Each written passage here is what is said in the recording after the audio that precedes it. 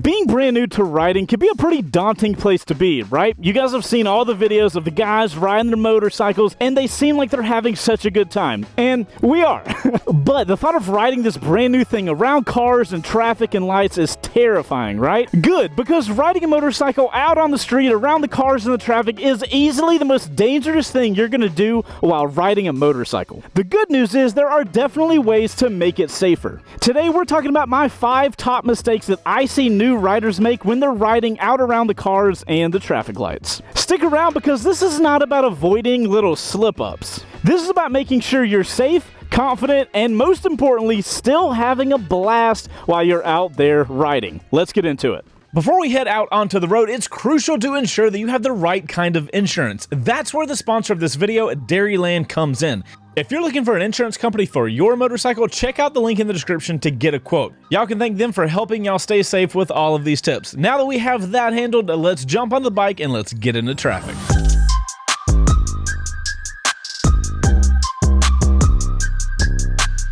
Let's start with mistake number 1, and that's riding at the same speed as the traffic around you. When you're on the open road, there's a golden rule.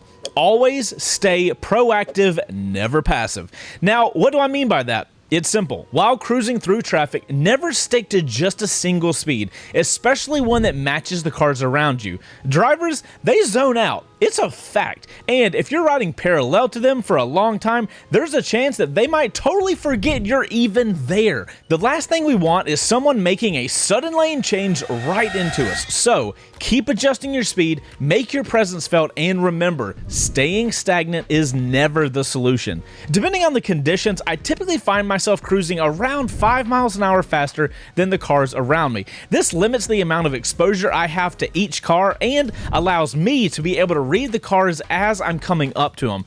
Obviously, this is not me telling you to speed or ride ridiculously. We are just going to casually move slightly faster than traffic just to make sure we are staying active. Next up is mistake number 2, which is not slowing down for intersections. First up, we got to talk about intersections. Think of them as a crossroads of unpredictability. Why? Because at these junctions, the variables, and hence the dangers, increase exponentially. You're not just dealing with the car in front of you or behind you, you're now factoring in cars from the left, the right, and sometimes even from unexpected angles. So always approach intersections with heightened alertness. Let's dive into the numbers for a moment. Did you guys know that at intersections, even though they make up a small fraction of the total road, account for a whopping 40% of all collisions? Yeah, it's kind of crazy. And for us motorcyclists, the stakes are even higher. A study from the National Highway Safety Administration indicates that about 1/3 of motorcycle accidents occur at intersections. What makes them even more perilous is the fact that collisions at intersections often involve side impacts or angled crashes, which are especially dangerous for us riders without the protective frame of our car around us. So what do we do when we approach the crossroads of unpredictability? Remember the stats, slow it down, keep the senses sharp, and always expect the unexpected. Y'all know these car drivers are going to surprise us every single day. All right, next up is mistake number 3, a rule that I learned the hard way and one that can be a legitimate lifesaver. It's stopping directly behind the car in front of you. When you roll up to a red light, never, and I mean never, park your bike directly behind a car. So the question is, what should you do instead? You nestle your bike into the corner of the car ahead. Why? Because if you're parking your motorcycle on the far left or the far right of the lane, it essentially gives the other cars behind you an entire lane that they can come up next to you in case they're not paying attention. Also, I would much rather be hit in the back by a car and then be pushed into nothing versus being hit in the back by a car and then being pushed into another car. So it's just about lane position. Remember, motorcycles are small enough to only take up a very small section of the lane. A whole car can essentially fit next to you. So give those cars behind you space just in case they're not paying attention, which, side note, they probably aren't. Personal story here that really solidified this for me. You guys that are fans of the channel might remember a few years ago, my wife and I got rear-ended at a red light. We were sitting there for probably a minute or two. Car comes up, nails us at 45 miles an hour. Now, that was a pretty traumatic experience. You know, the car got totaled and everything like that. But the thing that I took away from that was, had a motorcycle been behind us when that happened and they were parked directly behind us, I don't think that would be an accident that they would have walked away from. And that has stuck with me ever since then. So ever since that happened, I've always, at a red light, when I'm slowing down to get behind a car, I'm always on the far left or the far right, because here in Georgia, we are not allowed to filter legally. Moving on to mistake number 4, which is not signaling when you're slowing down. Now, you're probably hearing me say that and thinking, Chase, I slow down, I use my brakes, and then I do that by my brake light turning on. How else should I signal to other drivers I'm slowing down? Now, yes, you are right, but the problem is that's not the only way to slow a bike down.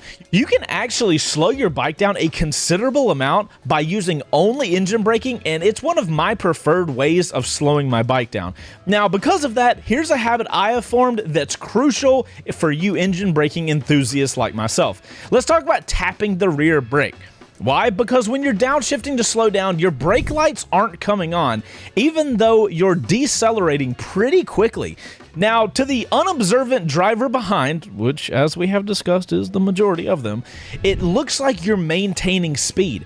Tapping on the rear brake is essentially using it to light up your brake light and hopefully snap the car driver behind you out of the comatose state they are driving in and give you a better chance at not getting rear-ended. So, even if you're not using the brakes to slow down, give them a little tap, let them know, hey, I'm slowing down here. Now, just as a note, guys, you can do this with the front brake or the rear brake. It doesn't matter. All we're wanting to do is light that rear brake up to get people's attention. Last but by no means least, let's talk about mistake number 5, which is not focusing on the right part of the car. When it comes to having situational awareness while you ride, there are a million things to focus on. This tip is going to help you focus on only what you need to. Instead of focusing on the entire car or cars, only focus on the front tire closest to you. Now, you might be wondering, Chase, why just the tire? Well, it's because the front tire is like a crystal ball. It'll tell you what the car is about to do before the rest of the vehicle even hints at it. If a car is about to change lanes, that tire is your early warning system. And when you're at a stoplight, observing the very core of that front tire can clue you in on any movement way before you notice the whole car shifting. By honing in on these details, you're buying yourself those precious extra moments to react, ensuring you stay safe and ahead of the curve no matter what the traffic throws at you. And in moments like this, where every millisecond could mean the difference in avoiding an accident or being part of one, we need any help we can get. Focus on those front tires. Don't worry about the rest of the car. So guys, I know we've definitely covered some ground today, and I hope that these tips help you guys ride smoother and safer while in traffic. One thing to keep in mind is that we are all beginners at some point in time during our riding journey, and the road will teach you something new every single time you go for a ride. Now, if you guys have ever made these mistakes before, let us know in the comments down below, and if you have any extra tips for the new riders out there, let them know all of that knowledge you have gained in the comments down below. You guys know, at the end of the day, I just want us as a riding community to keep getting better and better, and y'all's information definitely helps, especially for the new guys. One more shout out to Dairyland for making this video possible. If you guys want to grab some insurance for either your current bike or a bike you're about to be getting, check that link in the description down below. Wouldn't have been able to make this video without those guys. So you guys supporting companies that support us to make this kind of content means we can make more of it. Guys, if you enjoyed this video, make sure to like it, share it out to somebody that needs to hear these tips. I'm Chaseontwowheels. I will see you guys on the next one. You guys ride safe. You got the tips now. I'll see you in the next one. Outro crew, thanks for getting to the end of the video. Let me know in the comments down below. Put OC in your comment. Be honest. How many of these tips are you guilty of not doing? I look forward to the honesty in the comments down below.